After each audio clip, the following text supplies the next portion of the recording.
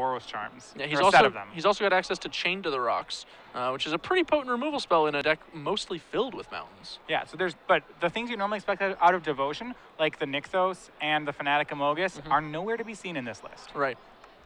Ari appears to have gotten the play and gotten off to a quick start before holding up for us to catch up. Couldn't wait to go Island 1-drop. Yeah, Island Cloudfin Raptor, just as good as it was in Gatecrash Limited, if not better in Standard right now. I'm interested by this matchup because blue's a fast deck, but there's no way it's as fast as red.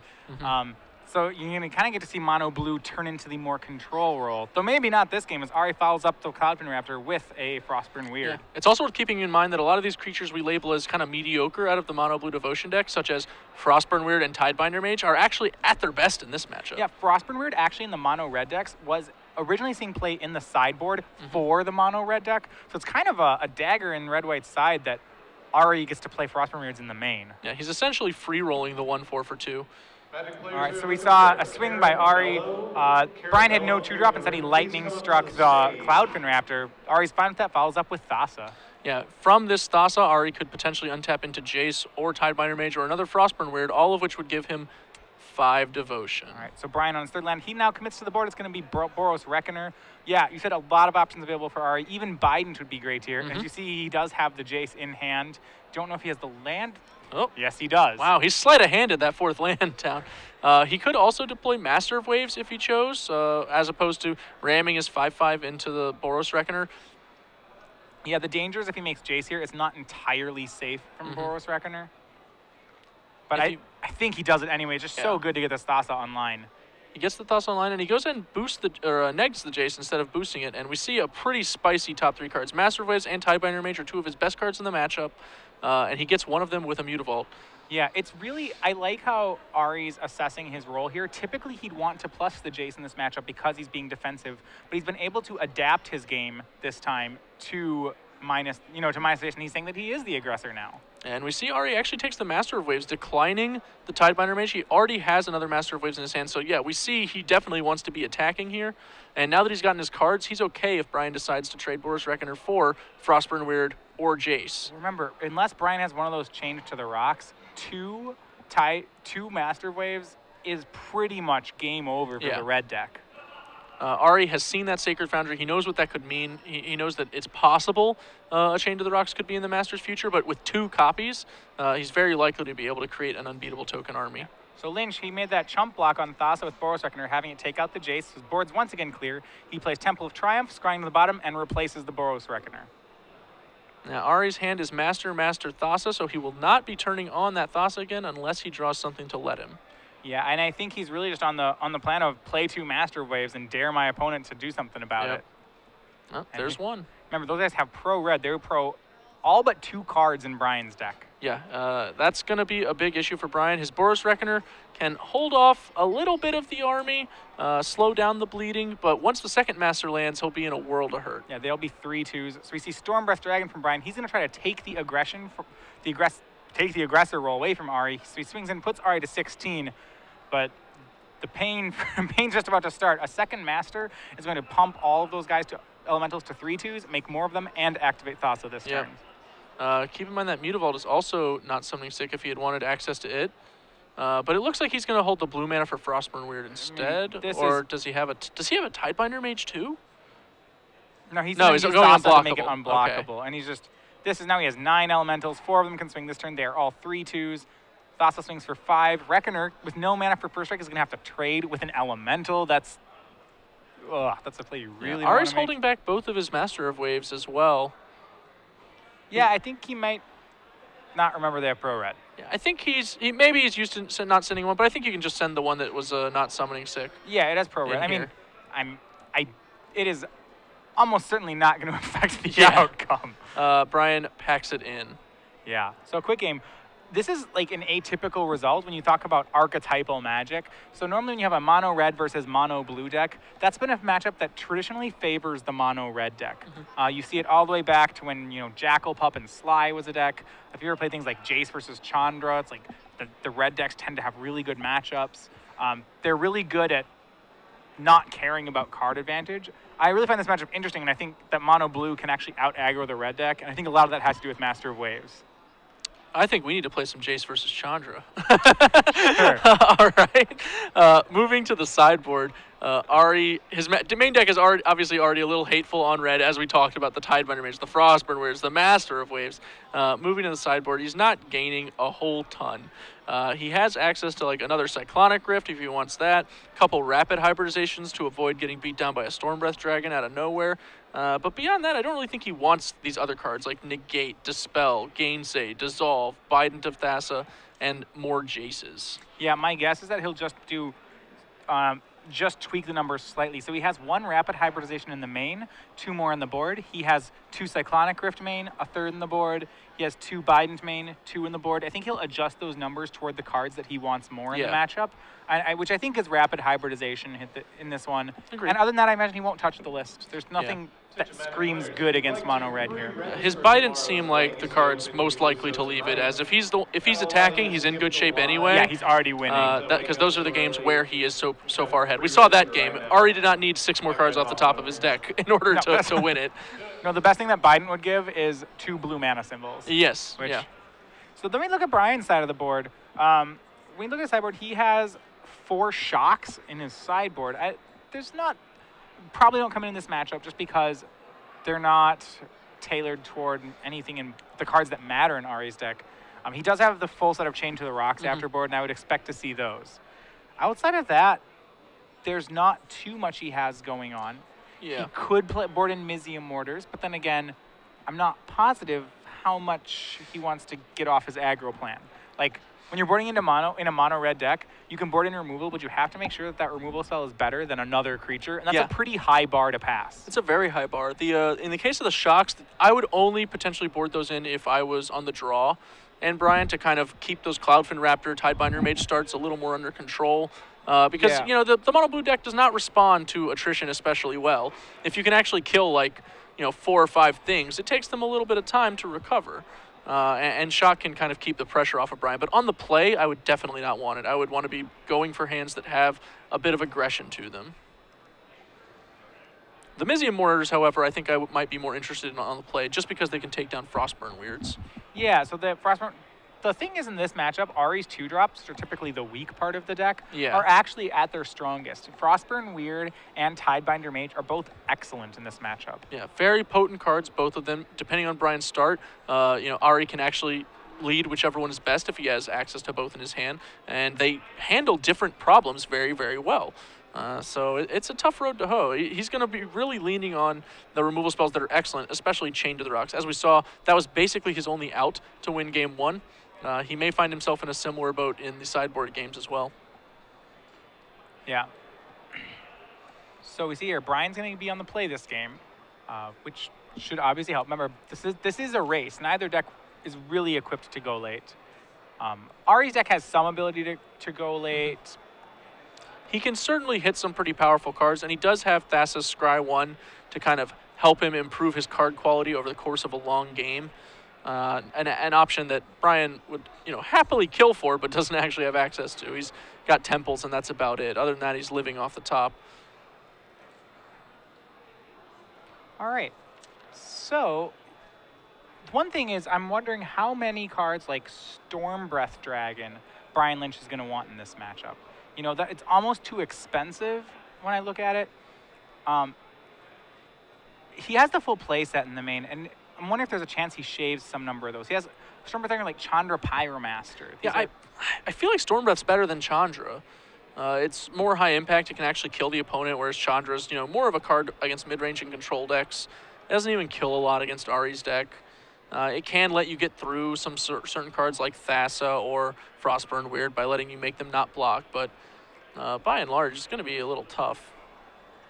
All right, so we have Ari keeping on 7. Brian is going to be going down to 6 for game 2. Remember, we believe because of his breakers, this is very likely a win and in for Ari. Yeah, it certainly has the potential to be a win and in for both players, in fact. A loss will certainly eliminate one player from contention as well. Yeah, so I want to talk a little bit about this red aggro deck as opposed to the red-white devotion decks we're seeing. They're really similar takes on mono red aggro. This one is less explosive, and it's not clear to me immediately what it gets it's sacrificing that potential Perforos. And I'm not clear immediately what it gets out of it. Yeah, I think that the main draws don't really seem that important to me. I really like having access to Devotion. Those nut draws are a big thing in Standard and in Magic right now. You know, anytime you can notch a free win by just your combination of cards happen to be unbeatable, those add up over time, and I think that Devotion is the sort of the free win lottery in Magic right now. Yeah, if you say like, do you want to? There are sometimes, especially as creatures have gotten better in the last couple of years, there certainly are decks which have nut draws that are just that hard to answer. Yeah, like every time Mono Black gets to go like turn 1 Thoughtseize, turn 2 Pack Rat, like that's pretty sweet. And if it didn't have access to that, it would actually be a worse deck. You know, that loss of percentage chances to just take the opponent out of a game very quickly. It adds up very quickly. Yeah, that's something we see a lot of in a format like Legacy, and it's only recent that it started to be in Standard. Yes, I can agree with that.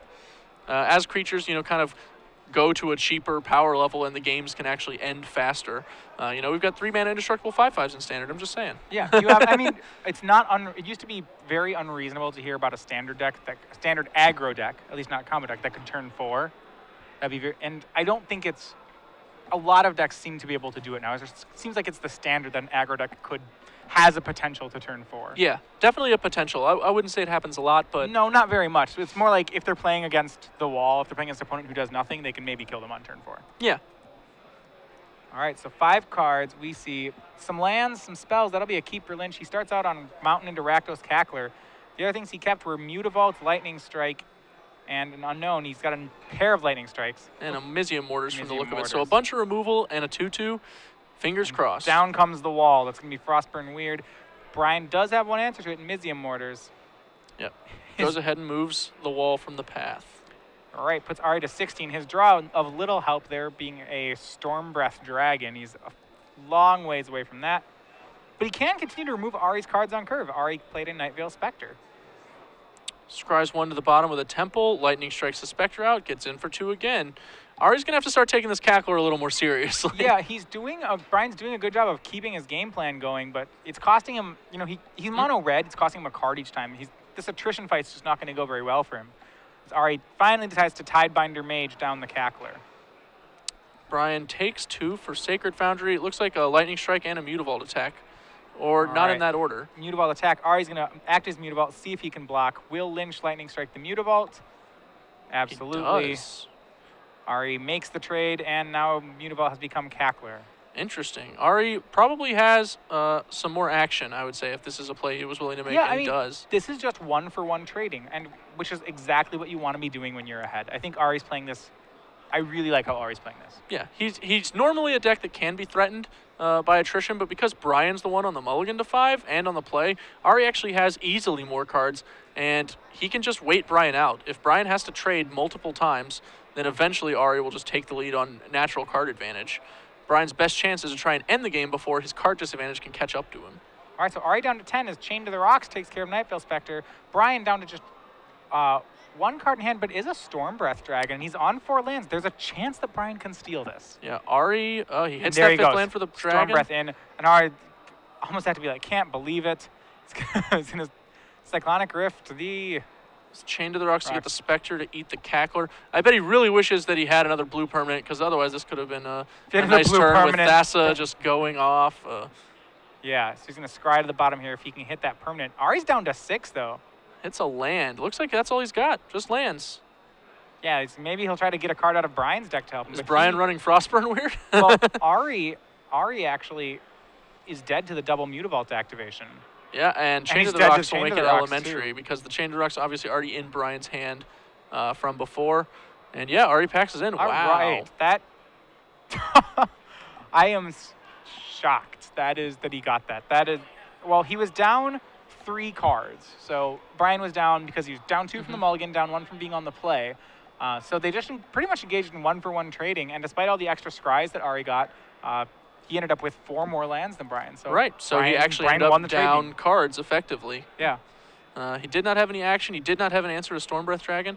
And, you know, that's exactly the kind of spot Brian wants to be in. He wants to play a dragon, get in for 4, and hope he gets to continue doing that. Yeah, so I said I still really like the way Ari played it. I think he's got to play toward going late, which is what he's doing. You know, as you trade, you're playing a top deck war. Ari was the person with the Thassa. A top deck war seems really good for him. That said, Storm Breath is Brian's best late game card, you know, by far. Yeah, favorable is by no means a lock. Even if you get Scry 1 every turn, your opponent can outdraw you. It's certainly a factor of Magic. It's a variable you can't control. Yeah. So going to game 3, I'm wondering, Ari did not reach for a sideboard at all. So one thing, if I just lost to a Storm Breath Dragon, I would be conscious of maybe wanting more rapid hybridizations in my deck if I wasn't already maxed out on them. You know, I'd want something to answer that. We saw Ari really did fold to a Storm Breath there. Yeah. He may have died even if it wasn't the Storm Breath. Right. He could have died to a few cards there, I think, that all would have been kind of difficult to answer. The Storm Breath Dragon was probably the best of the options that Brian has in his deck. I would kind of assume Ari already has most of those rapid hybridizations in his deck. And if he didn't, being on the play, I might not want to go all the way. I've got a lot more potential to be the aggressor there. The Storm Breath Dragon will be much less good if it's coming down after I've already attacked with Master of Waves. Yeah, Brian was just really able to be the aggressor in that game. Yep. Turn 1 Rakdos Gecko, turn 2 Mutavault. That'll do it for you. It's a lot of card advantage. No Mog Flunkies, but hey, what can you Pressure. do? Yeah. no Crackler into Mog Flunkies. Ooh. Ooh. We can't play that anymore though. That was in M13, nope. but not reprinted in 14. So they took it away. Took it away. What was our? We have a Premier Red 2-drop from M14, right? You from know, M14? Young Pyromancer? Yeah, there you go. Yeah, normally they give Red a good 2-drop in the core set usually. I'll take Firefist Striker in this day and age. Yeah, that's up my alley. Young Pyromancer's a great card, but really requires a whole deck to work. Yes, he does. I love Young Pyromancer, but he is a big trap in my experience. Every deck that I've tried with Young Pyromancer, I've eventually decided this is just worse than not playing Young Pyromancer and doing something normal. Well, because I think the problem is that you need to play him in a creature deck with a lot of spells. Attention Magic players. Sure. Right, it's like decks that play enough spells to make him good typically don't want him. I think there's this window where I was trying to build a deck with him and a Rune Chanter's Pike deck with him, like a Thought Scour Pike Flash style deck with him. Sure. That was like, I think the closest I was coming in Standard to really wanting to play him. Obviously now that Innistrad has rotated out, that shell doesn't exist anymore. Yeah, the biggest issue I have with Young Pyromancer is that he's kind of a removable durable creature, you know? Like, because you can create some tokens, he has that ability to continue to create a clock even if he dies. But at the same time, a lot of the decks that play him are mostly spells, as you said, and they don't want to necessarily turn on opposing removal, even if it's not getting maximum value. Like, you're still lending value to those cards that aren't usually very good against you. And a quick mulligan for Brian Lynch. He'll be on 6, Ari's on 7. As we saw, that didn't really affect last game. Nope, I'm sure that's what he's saying right now. Whatever, worked out last time. Ari, you know, certainly going to take this very seriously. He did just lose to a Multi-5 on the play, a Multi-6 on the draw. He knows that's well within range to lose to.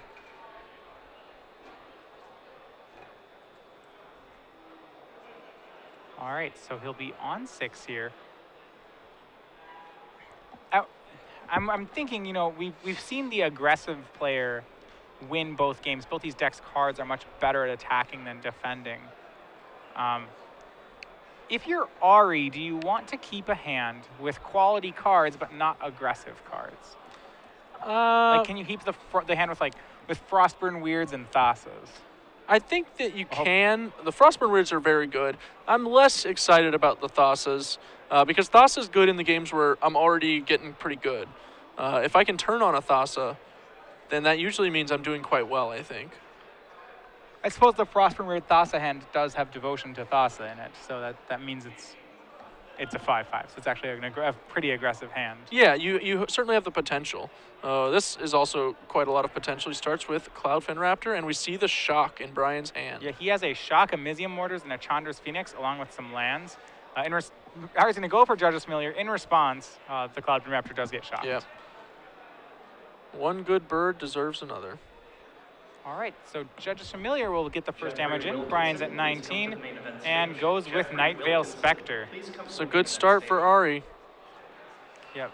Brian would really like to deploy threats, but instead is stuck deploying answers to Ari's. Yeah, he Museum more the Spectre. That Judge's Familiar is going to be pretty inconvenient for Brian. It's going to make him, you know, even there it made him waste a turn in killing the, or made him, yeah, waste a turn almost on killing the Nightveil Spectre. Yep. Chandra's Phoenix on the rare defense turn, and Ari paying 4 for Master of Waves. That's going to be a lot of tokens. Yeah, I really like what Ari did last turn, playing out the Tidebinder Mage with no target just to get his devotion increased. Yeah.